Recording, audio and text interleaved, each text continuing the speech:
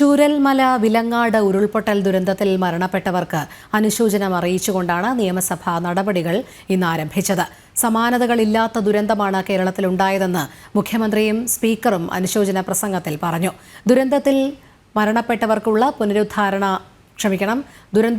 ദുരന്തം സംഭവിച്ചവർക്കുള്ള പുനരുദ്ധാരണ പ്രവർത്തനങ്ങൾ ഇതിനോടകം പൂർത്തിയാക്കണമെന്ന് സഭാ പ്രതിനിധികൾ ഒരുപോലെ ആവശ്യപ്പെട്ടു. 15ാം കേരള നിയമസഭയുടെ 12ാം സമ്മേളനത്തിന്റെ ആദ്യ ദിനം പ്രകൃതി ദുരന്തത്തിൽ മരിച്ചവർക്ക് നിയമസഭയുടെ ആദരം. ഓർഡർ ചരമോപചാരം.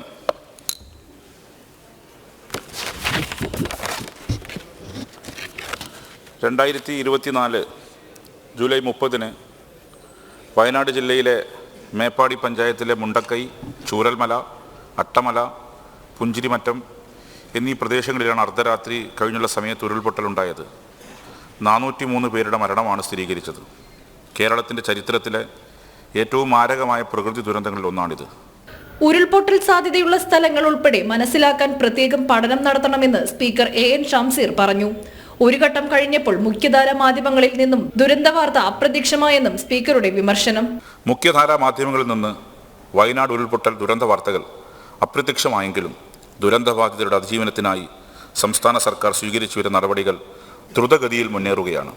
അപകടത്തിന്റെ വ്യാപ്തി വ്യക്തമാക്കുന്ന നിലയിൽ കണക്കുകൾ ഉൾപ്പെടെ ചൂണ്ടിക്കാട്ടിയായിരുന്നു മുഖ്യമന്ത്രിയുടെ ചരമോപചാരം. ദുരന്തത്തിന്റെ പശ്ചാത്തലത്തിൽ സ്വീകരിച്ച നടപടികൾ മുഖ്യമന്ത്രി വ്യക്തമാക്കി. 2024 ജൂലൈ 30 പുലർച്ചെ വയനാട് ജില്ലയിലെ മേപ്പാടി പഞ്ചായത്തിൽ മുണ്ടക്കൈ ചൂരൽമല പ്രദേശത്തുണ്ടായ ഉരുൾപൊട്ടൽ സമാനതകളില്ലാത്ത മഹാദുരന്തമാണ് സൃഷ്ടിച്ചത്. ഒരു പ്രദേശമാകെ തകർന്നു പോകുന്ന സാഹചര്യമാണ് ഉണ്ടായത്. രാജ്യത്ത് ഇന്നുവരെ റിപ്പോർട്ട് ചെയ്യപ്പെട്ടിട്ടുള്ള ഏറ്റവും വലിയ ഉരുൾപൊട്ടലുകളുടെ ഗണത്തിൽപ്പെടുന്നതാണ് ഈ ദുരന്തം. ദുരിതാശ്വാസ പ്രവർത്തനങ്ങൾ സർക്കാർ മന്ദഗതിയിൽ പോകരുത് എന്ന് പ്രതിപക്ഷം ഓർമ്മപ്പെടുത്തി. നമുക്ക് ദുരിതാശ്വാസ പ്രവർത്തനങ്ങൾ മന്ദഗതിയിലാകരുത്. നമ്മൾ കുറേ കൂടി വേഗത്തിലാകണം. അത് വിമർശനങ്ങൾ ക്ഷണിച്ചു വരുത്തരുത്. ആരംഭശൂരത്വം കാട്ടിയെന്ന് പലപ്പോഴും ഭരണകൂടങ്ങളെ ആളുകൾ അധിക്ഷേപിക്കാറുണ്ട്.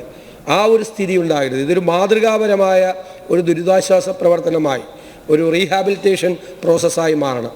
ഇനിയൊരു ദുരന്തം ഉണ്ടാകാതെ തങ്ങളുടെ നാടിനെ സംരക്ഷിക്കണമെന്ന് സ്ഥലം MLA T സിദ്ദീഖ്. പുനരധിവാസം സ്ട്രക്ചറൽ ആവാതെ അവരുടെ സാമൂഹ്യ വികാസവും അവരുടെ സാമ്പത്തിക വികാസവും അവരുടെ സാംസ്കാരിക വികാസവും വിദ്യാഭ്യാസ ആരോഗ്യ വികാസ പ്രവർത്തനവുമാണ് പുനരധിവാസം എന്നുള്ളത് കൊണ്ട് തന്നെ പൂർണ്ണ തോതിലുള്ള സമ്പൂർണ്ണ പുനരധിവാസത്തിലേക്ക് കൊണ്ടുപോകാൻ ആവശ്യമായ എല്ലാ മുൻകരുതൽ നടപടികളും ഒരുമിച്ച് സ്വീകരിച്ച് മുന്നോട്ട് പോകണം.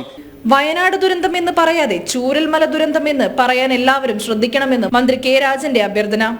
വയനാട്ടിലെ ചൂരൽമലയിലുണ്ടായ ദുരന്തം ഇവിടെ എല്ലാവരും സംസാരിക്കുമ്പോൾ ചിലരെങ്കിലും വയനാട് എന്ന പദപ്രയോഗം നടത്തുമ്പോൾ ചൂരൽമല എന്നതിലേക്ക് കേന്ദ്രീകരിക്കണം എന്നാണ് ആദ്യം അറിയിക്കാനുള്ള അഭ്യർത്ഥന. കാരണം വയനാട് എന്ന തുടർച്ചയായിട്ടുള്ള പ്രയോഗങ്ങൾ വയനാട്ടിലേക്ക് ആളുകൾ എത്തുന്നതിൽ പോലും പ്രയാസമുണ്ടാകുന്നു എന്ന പൊതുസമൂഹത്തിൻ്റെ അഭ്യർത്ഥന കൂടി കണക്കിലെടുത്തുകൊണ്ട് ചൂരൽമലയിലുണ്ടായ ദുരന്തം നമുക്കൊന്നും ചിന്തിക്കാൻ പോലും കഴിയുന്നതിനേക്കാൾ ഭീകരമാണ്. ദുരന്തങ്ങളിൽ മരിച്ചവർക്ക് ആദരാഞ്ജലി അർപ്പിച്ച് സഭ ഇന്നത്തേക്ക് പിരിഞ്ഞു. ജനം, തിരുവനന്തപുരം.